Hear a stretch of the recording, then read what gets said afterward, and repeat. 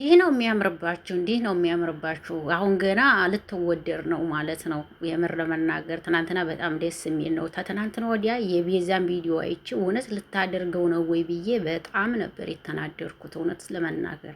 ነገር ግን እርቅ ሊያወርዱ ነው ለካ ማለት ነው። እና ግን ምንም ነገር አልጻፍኩም እውነት ለመናገር ግን ይህን ነገር ልታረገው ነው ወይ ብዬ ትናንትና ቪዲዮ እየጠበቅኩኝ ነበር፣ ግን አላደረገችውም። እሱም ደግሞ ማርክ ለእሷ ምን አይነት ቦታ እንዳለውና እንደሚያፈቅራት ቦታ አይቷል ማለት ነው።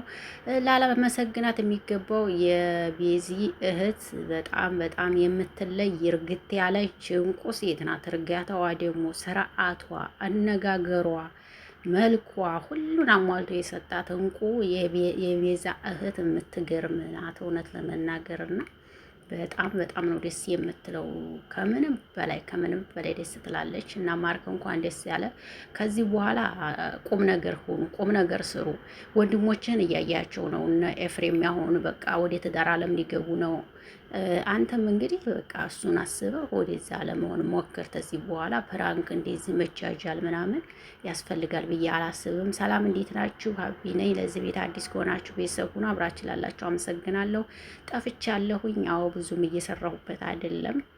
ያው ብዙም እንትና የለውም። በቃ እየሰራሁ አይደለም። በጣም እየቆየሁ ነው የምመጣው።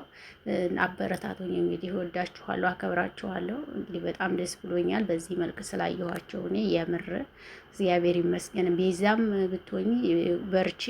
እህቷ ደግሞ እንዴት እንደምወዳት ልነግራችሁ አልችልም። የእውነት ምርጥ እህት፣ ምርጥ እህት፣ ምርጥ እህት።